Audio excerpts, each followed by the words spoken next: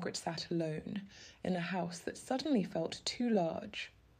The children had grown up and moved away. The marriage she had spent 3 decades building had quietly fallen apart. The future she once imagined no longer existed. The silence wasn't new anymore, but somehow it felt heavier than ever. Every room held memories. Every photograph reminded her of a life she thought would last forever. For years, she had been the one everyone depended on. The mother, the wife, the caretaker, the organizer, the encourager.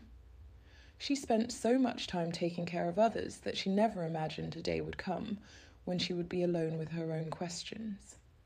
Now the house was quiet, and for the first time in years, she could hear the ache in her own heart. She wasn't angry. She wasn't bitter. She was tired. Tired of pretending she was fine. Tired of carrying disappointments nobody could see. Tired of wondering whether the best years of her life were already behind her. That night, she whispered a question she had never asked before.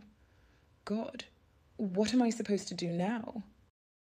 No answer came, no dramatic breakthrough, no heavenly voice, only silence. The kind of silence that makes you wonder if anyone is listening.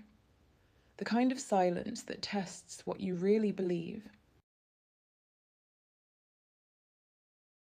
Fear has a way of speaking loudly when life changes. What if I never recover? What if I'm alone forever? What if I've missed my chance? What if this is all that's left?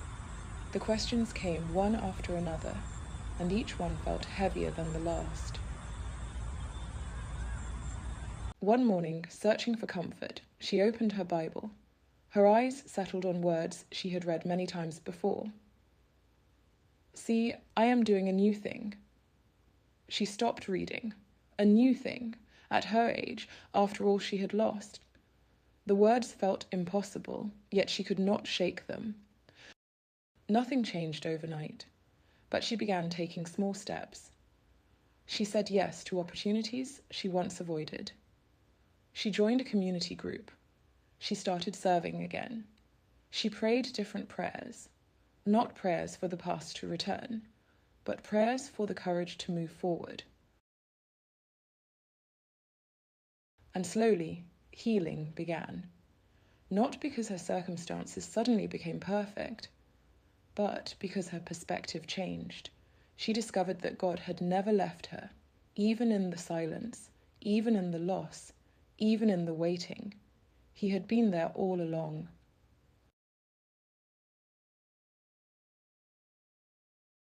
For years, she believed her value came from who needed her, but God showed her something different. Her worth was never tied to a role.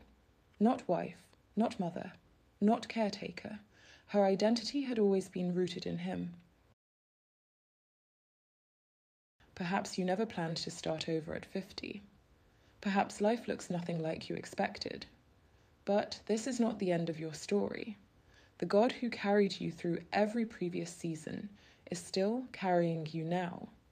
You may be starting over, but with God, you are never starting from nothing. Because while you were grieving what was lost, God was already preparing what comes next. See, I am doing a new thing. Isaiah 43:19.